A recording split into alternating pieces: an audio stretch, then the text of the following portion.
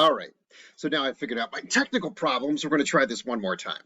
So on today's activity, what you're going to do is you're going to have a series of DNA strands on one of the lab benches. They are the bigger index cards, okay? And they have strands that look like what you see in front of you on the screen. And then at the other 5 lab benches, they're going to be smaller index cards that have a 3-letter sequence on one side and an English word on the other. And you are going to use the process of transcription and translation to move from DNA to English sentence in a way that mimics how your cells move from DNA to protein. All right? So let me try to get through a real quick explanation. So what you have is you have this DNA strand right here. And we've talked about this several times in several ways, but you go from DNA, which is written in one language, to RNA, to proteins, which is basically written in another language. Today's activity is going to simulate some of the technical aspects of that, as we've already talked out some of the more biological-based aspects. So you're going to have this DNA strand. And what's going to happen is you're split into groups. Your groups can be found on Google Classroom, okay? And one of you can go up to the table where the DNA is. Now, it's very important. DNA never leaves the nucleus, and so you don't move those cards. You have to go to the cards.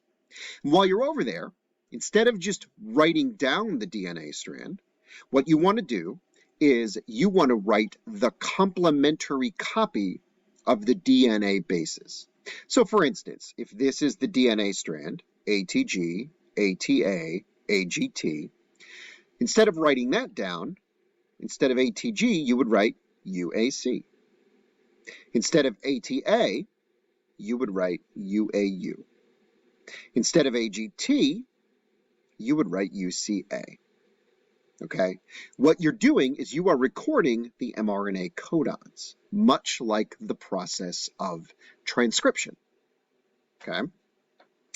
So the next step is once you have that recorded, you bring it back to your group. And you make sure it's split into groups of 3. And then you need to figure out what the anticodons are for your codons. So for instance, if you made the complementary codon UAC CAA, well, the anticodon for UAC is AUG. And the anticodon for CAA is GUU. So once you figure out all the anticodons for your DNA strand, that's when you look at the smaller index cards. So spread around the room, there's all the small index cards on the other 5 lab benches.